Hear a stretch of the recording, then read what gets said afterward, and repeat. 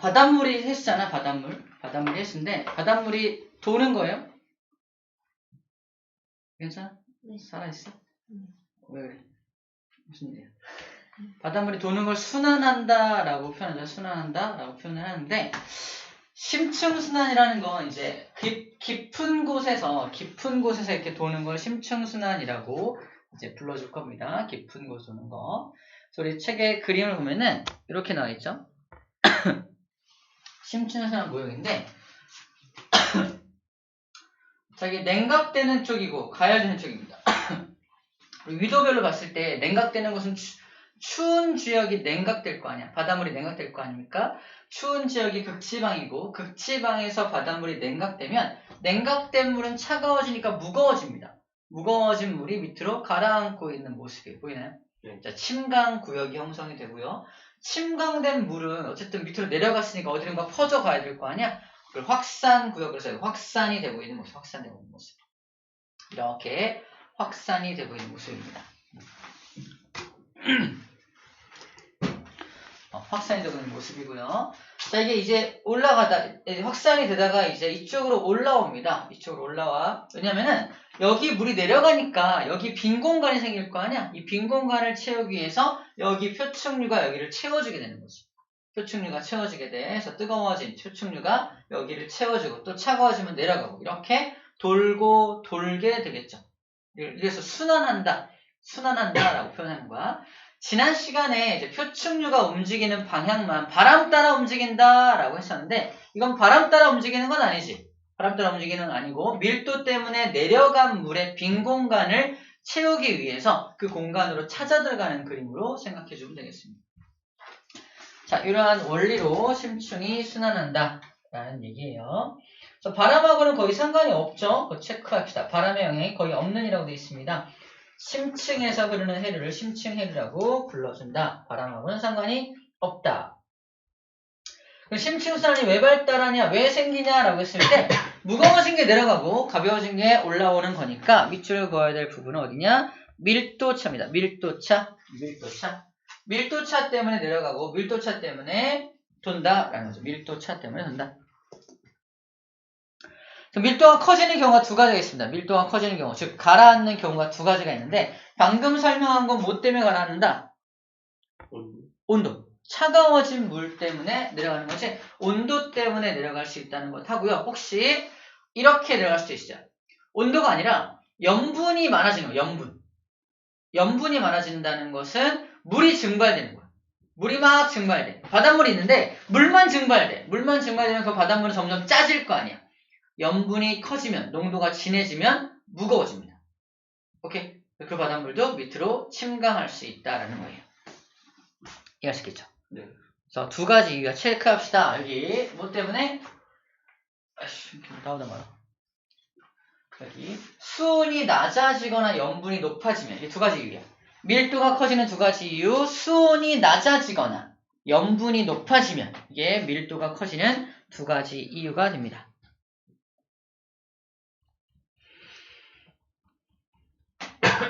그래서 어디서 가라앉는다? 극지방에서 가라앉고 저위도로 봐봐. 극지방에서 가라앉았다가 점점 적도 쪽으로 이동한다는 걸 저위도로 이동하다가 올라가죠. 저위도로 이동을 하다가 온대나 열대 해역에서 천천히 올라간다는 것을 뭐라고 표현하고 있어? 용승한다. 침강의 반대말 용승한다 라고 되어 있고요. 다시 표층을 따라서 다시 극지방으로 이동하게 됩니다. 이렇게 순환한다는 걸 표현해주고 있는 겁니다. 발생 원리를 뭐 실험으로 그냥 보여주는 내용이 밑에 있는 내용이고요.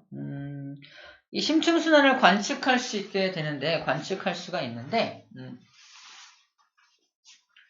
자, 밀도가 커진 물은 다른 물하고 잘 안 섞여요. 우리 왜,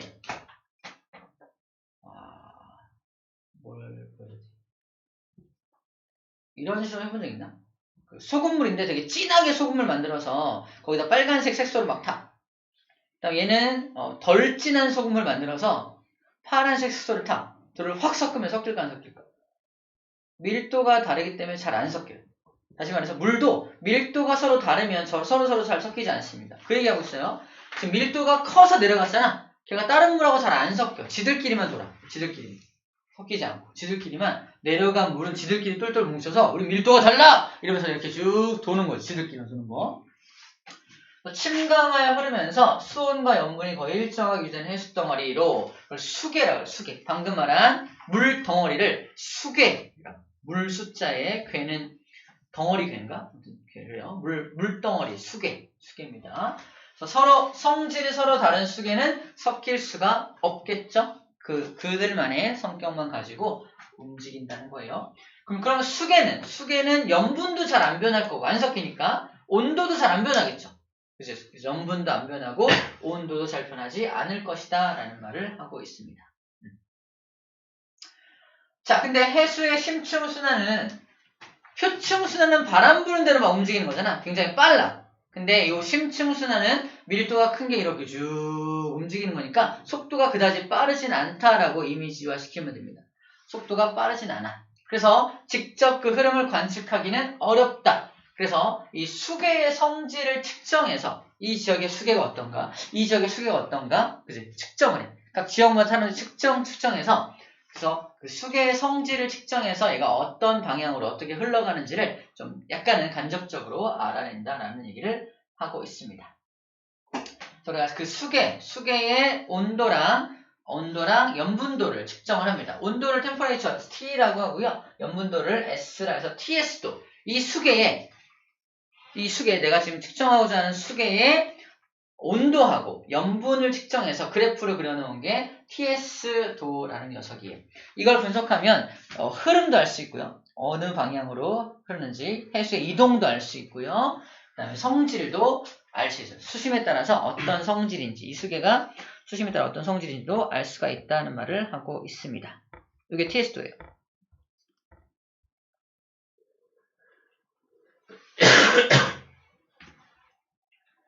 TS도. 자,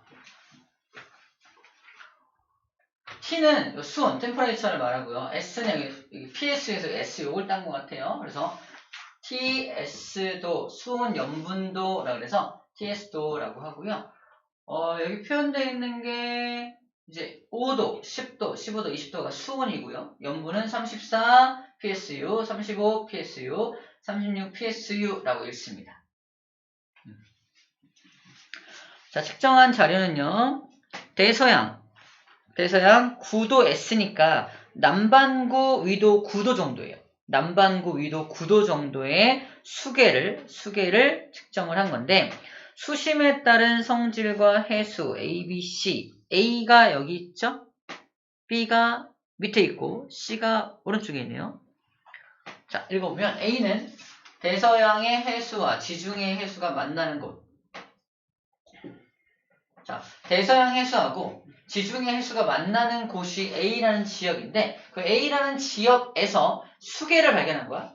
A라는 지역의 수계를 측정을 해서 온도 측정하고 염분 측정했더니 요 정도에서 나타나더라는 거지. 그게 이걸 보는 방법이야.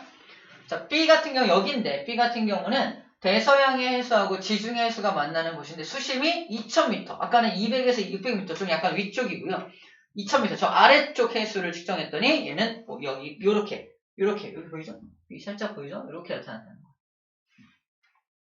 거예요. 그냥 지중해만의 해수의 TS도는 여기에 나타나게 됩니다. 자, 그럼 이걸 통해서 뭘 할 수 있냐면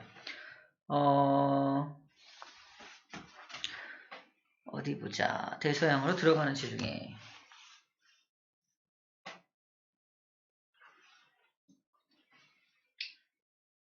자, 오른쪽 그림을 좀 참고해야 될 것 같은데 봐봐. 여기 지중해 해수가 있고요. 지중해 해수가 지브롤터 문턱이라는 걸 통해서 지중해 해수가 대서양으로 유입되는 모습이 이렇게 유입됩니다. 이렇게 유입되고 있어요. 자, 대서양의 수심에 따른 해수의 성질 150, 200에서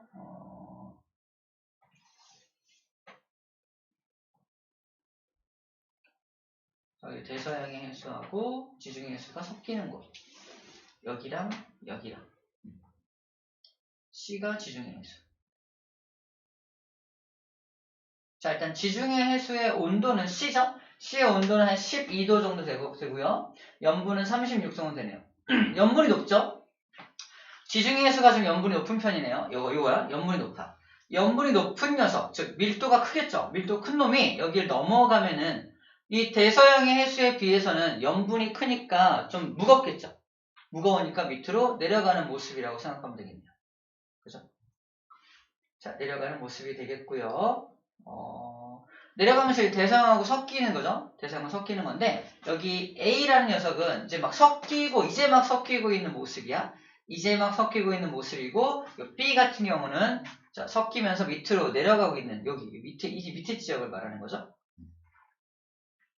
150에서 800 수온 감소, 밀도 증가, 800, 2000 수온 일정, 염분 증가. C의 평균 밀도 A보다 크다, B보다 작다.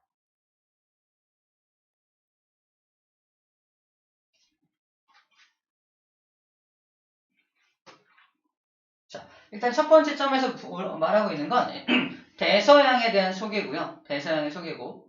대서양 잠깐 보면은 대서양은 수심이 얕은 곳에서는 수온이 150에서 800으로 내려가면서 밑으로 내려가면서 점점 햇빛이 많이 못 들어가니까 수온이 감소되겠죠? 수온이 점점 내려가면서 수온이 점점 감소되니까 밀도가 증가한다. 즉 아래쪽 물은 밀도가 크다는 얘기야. 아래쪽 물은 차가우니까 밀도가 클 것이다 라는 얘기고요.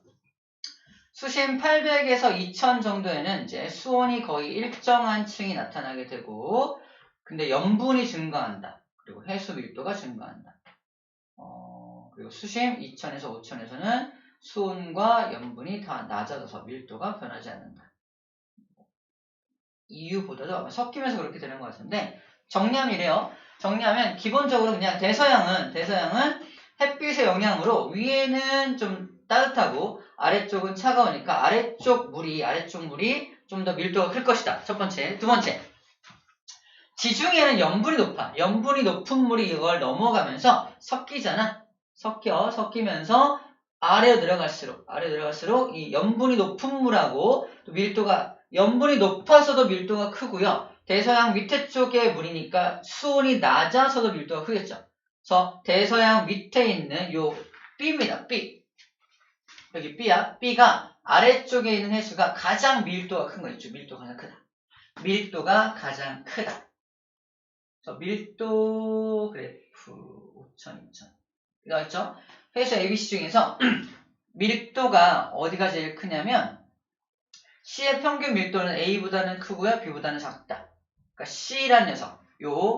지중해 해수는 대서양의 해수보다는 밀도가 큰데 밑에 있는 대서양 수온이 차가운 대서양보다는 밀도가 작다라고 되어 있습니다. 이것만 체크해볼까? 일단 C의 평균 밀도는 A보다 크고 B보다 작다. 그 이유만 좀 우리가 인식하면 될 것 같아요. 이유가 뭐다?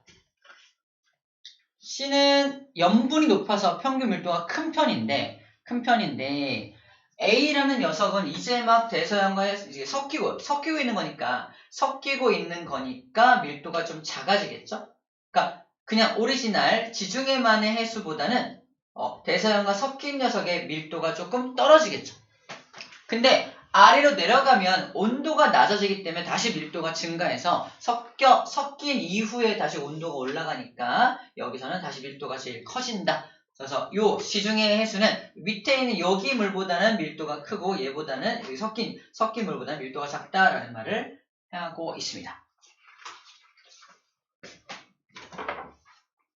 그리고 빨간색 그래프는 그냥 대서양만의 해수를 이렇게 분석해 놓은 거예요. 대서양. 섞이기 전에 대서양만의 해수고요. 요 첫 번째 점이 요 빨간색 그래프를 설명하고 있는 겁니다. 내려가면서 150에서 5000까지 내려가면서 수온이 어떻게 되고 수온은 점점 떨어지죠. 수온 떨어지고 있죠. 그 다음에 800에서 2000은 수온이 어때요? 거의 일정하죠. 보여요? 그 다음에 2000부터 5000은 수온이 또 떨어지죠. 수온 떨어집니다. 염분이 내려가면서 염분이 낮아지죠. 150에서 800까지는 염분이 낮아지는 거 보이죠? 그리고 여기 800부터 2000까지는 염분이 어때요? 증가하죠. 염분 증가하고요. 2000부터 5000까지 다시 염분 떨어지죠. 그래서 마지막에 염분 떨어지고 온도도 떨어진다라는 걸 하고 있는 겁니다. 읽을 수 있겠죠? 네. 읽을 수만 있으면 될 것 같아요. 자, 그래프를 분석하고 읽어낼 수 있으면 될 것 같습니다. 자, 이제 대서양을 좀 봅시다. 대서양. 그림 보고 살게요. 남극, 중충수. 이게 대서양의 심층순환 모습인데, 자, 그림 띄워놓고 봅시다. 이것도 그림을 해석할 수 있으면 되는데, 대서양을 보면은 그린란드가 있고, 남극이 있죠. 그리고 아프리카 있죠. 위도로 따지면 영도 60도, 북반구 60도 이상, 남반구 80도 이상. 즉, 지구의 남극부터 북극까지 이렇게 쭉 펼쳐놓은 거예요. 보이나요? 네. 대서양을 중심으로, 대서양이 어디 있어, 대서양이? 미국 오른쪽 있잖아요. 미국 오른쪽. 미국의 오른쪽에 거기 바다가 위에서부터 아래까지 쫙 다 바다거든요. 이렇게 바다. 그 바다를 대서양이라고 불러주는 거고, 남극의 바다부터 북극 바다까지를 쭉 전체를 보는 거야. 거기서 이제 심층순환이 어떻게 일어나는지를 보여주고 있는 건데요. 첫 번째, 침강 해역을 체크해요. 침강. 내려가는 해역입니다. 여기 내려가고 있죠? 내려가고 있죠? 여기도 살짝 내려가고 있죠? 이렇게. 그죠? 정리하면, 자, 남극 대륙 주변에서 웨델해에서, 여기가 웨델해인가봐요. 웨델해에서 침강이 일어나고요. 북대서양, 여기서 북대서양에서는 그린란드 남쪽 레브라도해에서, 그린란드 동쪽의 노르웨이해에서 침강이 일어난다. 여기는 그게 안 나와 있지만 여기 지역이, 그래서 여기서 표현하기로는 레브라도와 노르웨이에서 침강이 일어난다라는 말 하고 있는 겁니다. 쌤이 기억하기로는 그런 지역의 이름까지는 물어보지 않는 걸로 알고 있기는 해요. 그래서 이 그림을 통해서 어디서 침강이 일어나고 어디서 침강이 일어나는지 그래프를 좀 이제 읽을 수만 있으면 됩니다. 어쨌든 침강 해역이 나타납니다. 자, 그리고 아까 수계라 그래서 밀도가 다른 해수들은 잘 섞이지 않는다 그랬죠? 그러면 서로 밀도가 다른 얘도 침강했고요. 둘 다 침강했잖아. 둘 다 침강했으면 밑에서 만날 거 아닙니까? 만나는데 두 수계는 성질이 같아 달라. 다르거든요. 수계가 성질이 다르니까 섞여 안 섞여? 안 섞여. 잘 봐. 누가 밑으로 떨어집니까? 남극 저충수라는 요 녀석이 밑으로 깔리고요. 얘는 위로 뜨죠. 네. 그치? 서로 섞이지 않고 있는 모습을 보여주고 있는 겁니다. 서로 섞이지 않고 위로 흐르는 것과 아래로 흐르는 것으로 나누어지게 된다. 됐죠? 네. 그래서 연직 단면을 딱 잘라보면 어디서 대서양의 연직 단면을 딱 잘라보면은 남극 저충수, 이거죠. 남극 저충수, 네, 북대서양 심충수, 그 다음에 남극 중충수 이렇게 나눠진다고 되어 있죠.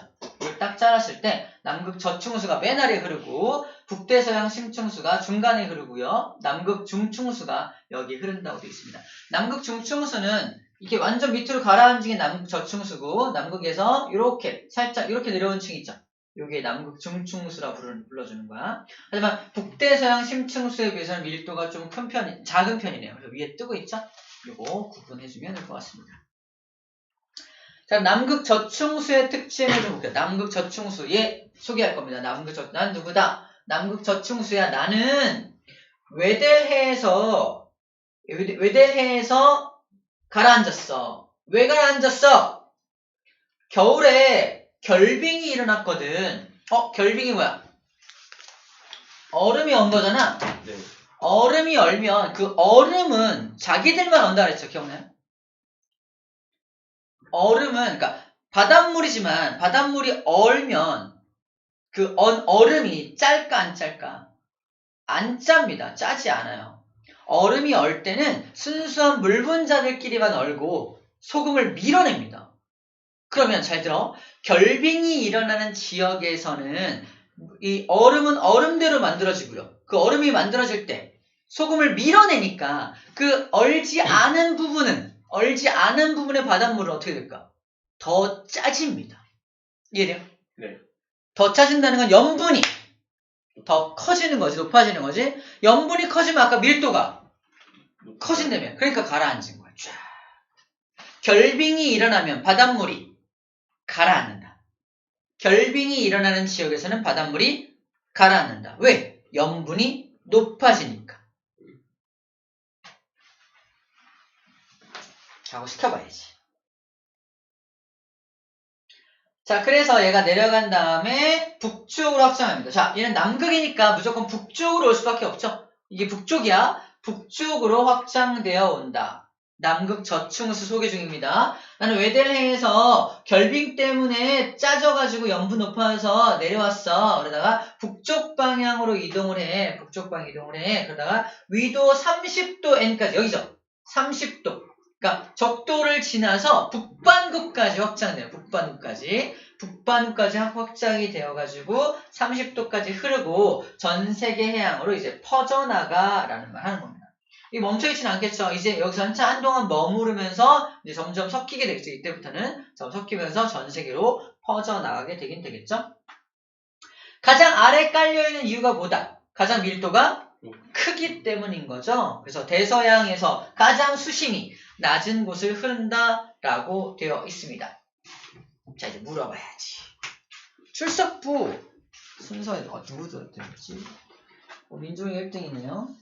민종아, 남극 저충수 얘는 왜 내려가죠? 왜 밑으로 침강하죠? 밀도가 커서요. 왜 밀도가 커지죠?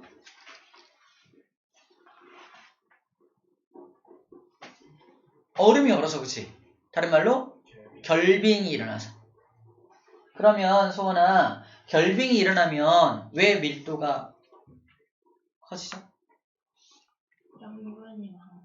맞아, 염분이 많아지니까. 왜 염분이 많아지죠? 결빙된. 틀린 말은 아니네요. 결빙이 되어서, 그죠? 현우가 마무리해주겠다. 결빙되면 왜 염분이 높아지죠? 결빙될 때 순수한 물 분자만 얼기 때문에 나머지 염류들은 그 결빙된 고체 밖으로 다 나가게 되면서 나머지 해수들이 더 염분이 높아져요. 좋습니다. 좋아요. 제가 이 말이에요. 그래, 알고 있었어요. 그런 거 같았어요. 자, 그 다음 다시 민종아. 이렇게 침강한 남극 저충수는 맨 아래 깔리죠. 왜 맨 아래 깔리죠? 아까 다시 뭐라고? 같은 질문이에요. 다른 질문이지. 왜 맨 아래 깔리냐고. 다른 물들도 많은데 왜 맨 아래까지 내려가요? 가장 밀도가 크니까. 가장 무거우니까. 맨 아래까지 깔리게 되는 겁니다. 자, 그럼 수원아, 얘가 어디까지 가요? 어디까지 가? 그림이나. 유럽. 아프리카까지 간다고? 30도. 30도요. 북반구야, 남반구야? 육방구. 북반구 30도 부분까지 이동을 합니다. 그러면 남극 저충수가 딱 내려온 순간부터 어디를 향해 가는 거야? 북쪽을 향해 가는 거죠? 북쪽을 향해서 쫙 가는 겁니다. 맞죠? 북쪽을 향해 이동한다는 표현은 맞는 표현이 되는 거예요. 오케이. 자, 그 다음에 됐네요. 다 배웠습니다. 하나는 운이 좋았어요. 자, 그 다음 볼게요. 자, 이번엔 북대서양 심층수. 얘를 소개할 겁니다. 안녕, 나는 북대서양 심층수야.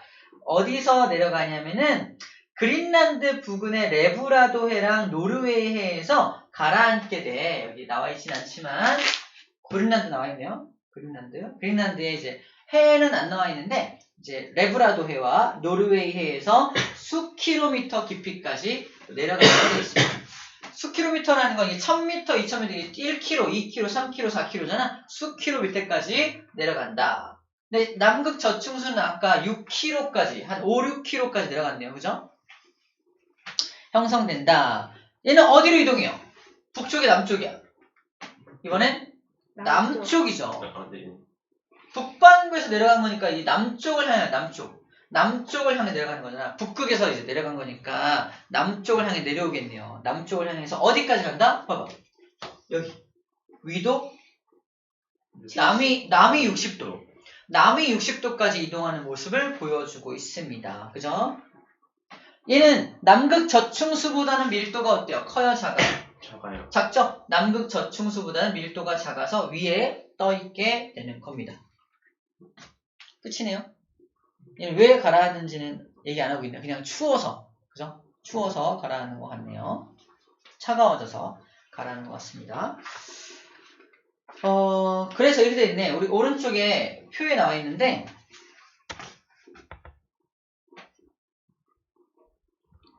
이 표 봐봐. 남극 저충수의 평균수는 마이너스 0.5도씨. 근데 북대서양 심층수는 3도씨. 얼음이 얼 정도의 온도는 아니죠? 결빙 때문에 내려간 건 아니네요. 맞아요? 네. 결빙 때문에 밀도가 커진 건 아니라는 것을 알 수가 있습니다. 맞죠? 그 정도만 일단 체크해주면 될 것 같아요. 오케이. 자, 이제 누구를 소개할 거냐면요. 저기 나와 있는 남극 중충수를 소개할 거예요. 남극 중충수. 어디서 형성되냐면 50도에서 60도. 여기서 50에서 여기야. 요쯤에서 형성돼서 내려가고 있네요. 요쯤에서 형성된다고 있어요. 위도 남이 50도에서 60도 근처에서 형성되어서 수심 약 1000km의 중층을 따라서 북쪽으로 흐른다. 그죠? 수심 1km가 아니라 1000km, 1000m, 1km 정도에서 이렇게 북쪽을 향해 흐르고 있죠? 그림 읽어주는 거야. 가장 밀도가 작죠? 이 세 층에서는 가장 밀도가 작아서 북대서양 심층수 위쪽으로 흐르는 모습을 보여주고 있습니다. 그냥 읽어주는 거네요. 자, 방금 얘기한 거 이제 그래프로 잠깐 보면은 이런 그래프가 그려지는데, 자, 남극 저충수, 북대서양 심층수, 남극 중충수. 자, 요 선이 무슨 선이야? 등밀도선입니다. 등밀도선. 밀도를 말하는 거야. 그럼 제일 밀도가 큰 게 누구야? 남극 저충수였죠. 얼마야? 체크해보면 1.0280. 그 위에 떠있는 건 요 사이죠. 사이니까 1.0275. 그 사이죠. 조금 밀도가 어때요? 좀 작죠? 근데 남극 중충수는 어때요? 1.0270. 그죠? 밀도가 제일 작죠? 그럼 가장 위에 있는 겁니다. 엄청 큰 차이는 아니네요. 그죠? 엄청 큰 차이는 아닌데 차이가 좀 나고 있다는 걸 보여주고 있습니다. 염분은 누가 제일 높아요? 염분은 생각보다 북대서양 심층수가 생각보다 염분이 높네요. 그죠? 아까 남극 저층수가 염분이 높을 줄 알았는데 생각보다 얘가 더 높네요. 그죠? 남극 중층수는 또 염분이 제일 낮은 편이고요. 수온은요. 남극 저층수가 제일 가장 낮죠? 수온이 제일 낮고요. 그다음 북대서양 심층수, 남극 중층수가 수온이 좀 높은 편이네요. 그러니까 이 순서는 그 아래, 중간, 위 순서는 거의 수온별로 나누어져 있다라고 봐도 되겠네요. 거의 수온별로 나누어져. 가장 수온이 낮은 게 맨 밑에 깔려 있고, 그 다음이 여기 있고, 여기 있으니까. 선생님, 저 직사각형 크기가 해수에 들어가 있는 비율이에요? 직사각형의 크기. 그러기엔 남극 중층수가 너무 많지 않아? 지금 북대서양 심층수가 제일 많게 왼쪽 그림에 제일 많잖아. 그러게요. 영역 같아, 영역. 무슨 말이냐면 남극 저층수는 이게 영역이 이게 측정 대상에 따라서 34.7부터 34.8까지입니다 이거야. 얘는 34.9부터요 35.1까지입니다 이렇게 되는 거예요. 영역이죠. 이게 수온의 영역, 그 다음에 염분의 영역. 그러니까 같은 북대서양 심층수라도 수온이 약간 다를 수 있고 염분이 약간 다를 수 있다는 거야. 오케이? 네. 영역을 표시하는 거지 양을 표시하는 건 아니죠. 넘겨볼까요?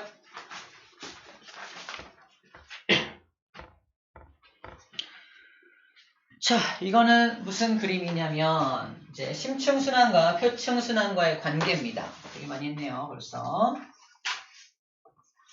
띠링. 오케이, 4번입니다.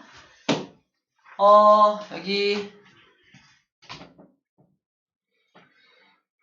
자, 아까 잠깐 봤지만 심층순환으로 이제 내려가서 저기서 용승이 일어나서 다시 표층순환으로 채워지잖아. 자, 이렇게 아래 위로, 위아래로 이렇게 연결되어 있는 모습이 연결되어 있는 모습. 책에서는 컨베이어 벨트처럼 연결되어 있다고 표현되어 있거든요.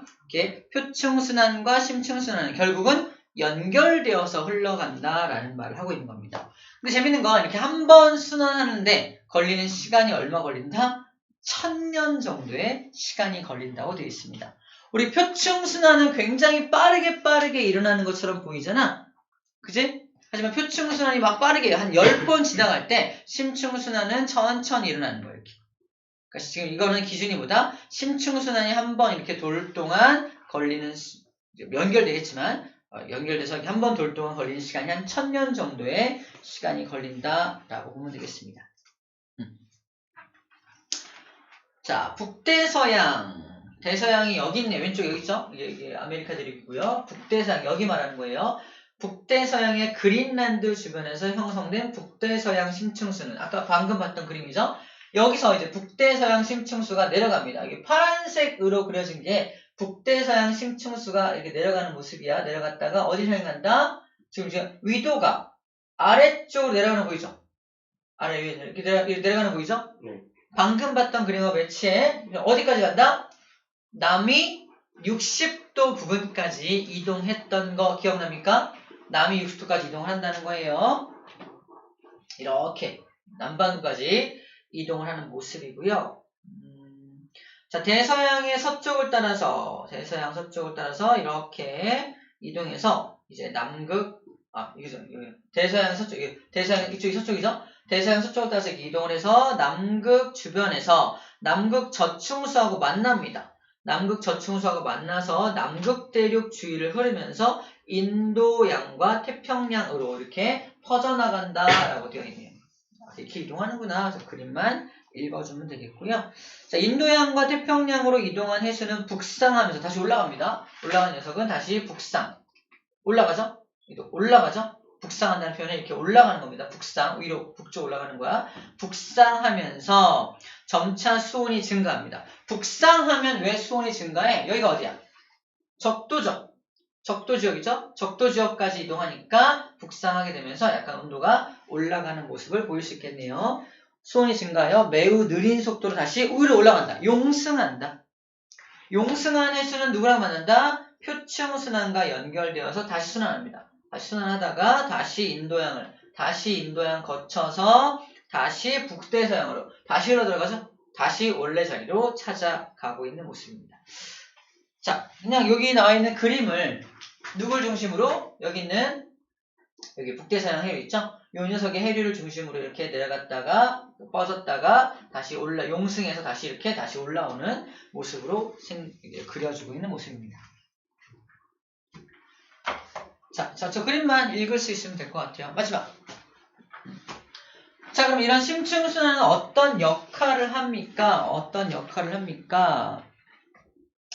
열에너지를 수송해 줍니다. 봐봐. 얘가 차가워진 건 내려가고 다시 올라가고 뜨거워지고 그리고 다시 돌아오고 그러잖아. 이렇게 열에너지를 수송한다. 첫 번째, 열에너지를 수송한다. 저위도에 남는 열에너지를 고위도로 수송하여서 열수지 불균형을 해소시킨다라고 정리되어 있고요. 물질을 공급한다. 표층해수하고 심층해수 중에 누가 더 산소가 많을까? 심층은 산소가? 왜지? 차가우니까? 그럼 차가운 심층해수로 내려갔다 치자. 심층해수는 그러면 되게 잘 안 움직이잖아. 거기도 물고기가 살잖아. 산소 소모되겠네? 누군가 공급해야 되지 않을까? 아니에요. 잘못 생각한 거야. 그거는 기체 용해도적인 측면에서만 생각한 건데 바람이 많이 불면 바람 속에 공기가 많잖아. 바람이 많이 부는 그 곳에 즉 표층 해수가 바람의 영향으로 훨씬 용존산소가 많다고 봐야 돼요.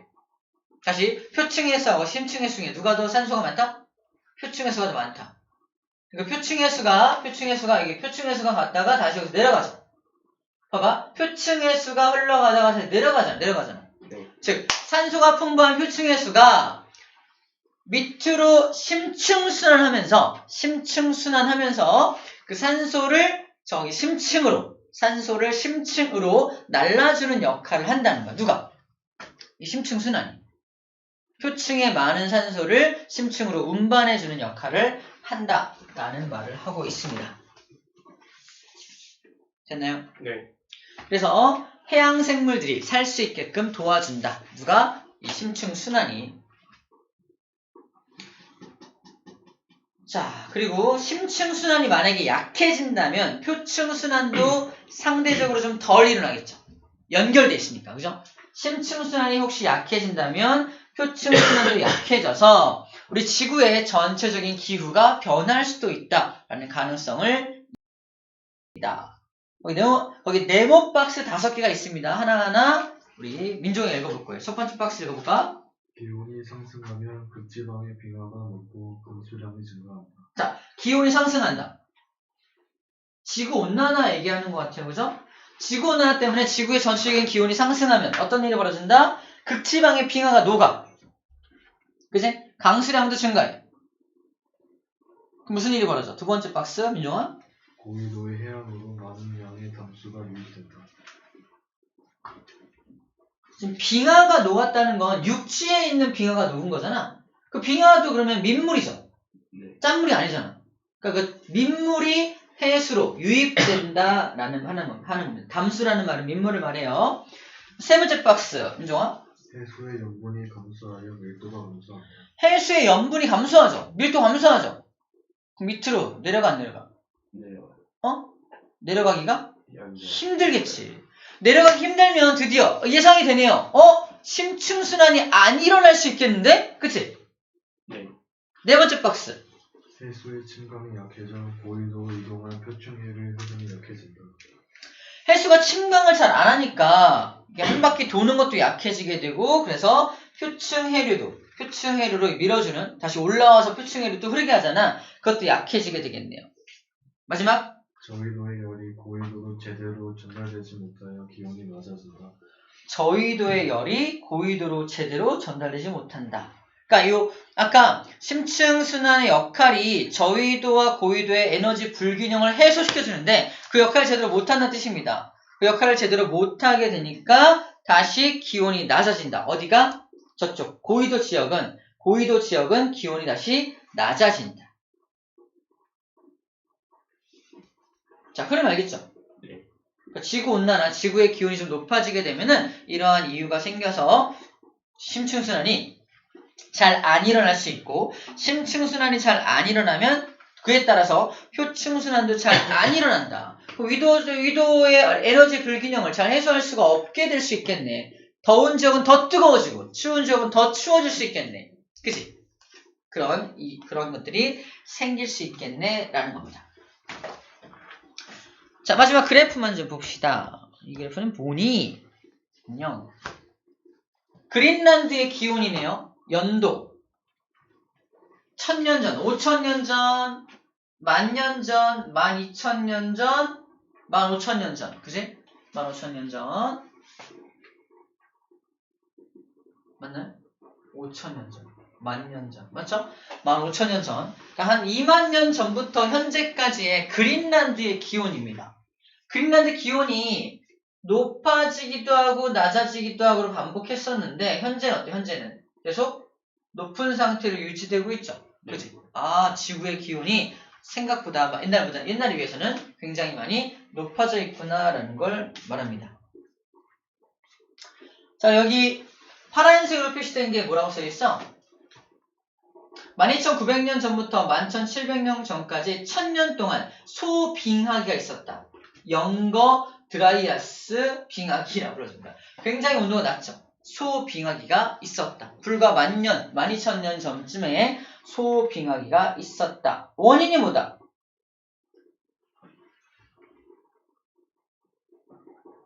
바로 방금 우리가 읽었던 박스에 나와 있는 그 원인입니다. 그린란드는 어디에 있어? 고위도야, 저위도야? 고위도잖아.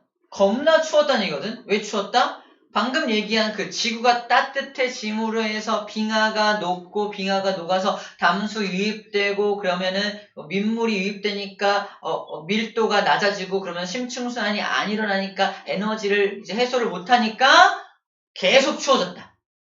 북극 그린란드는 계속 추워질 수밖에 없었다. 오케이? 연결돼요? 그 이유 때문에 소빙하기가 있었다라는 말을 하고 있는 겁니다.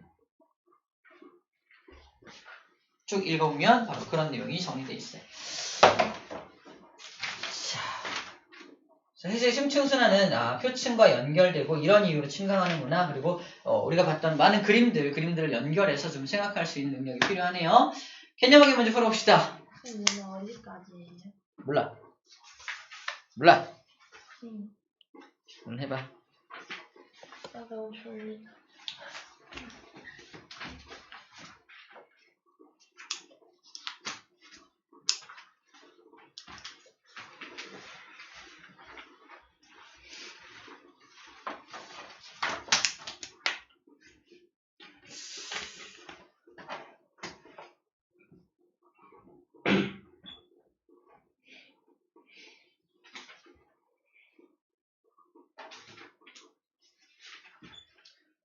예상시험 범위가 이 정도까지. 많으면 여기까지.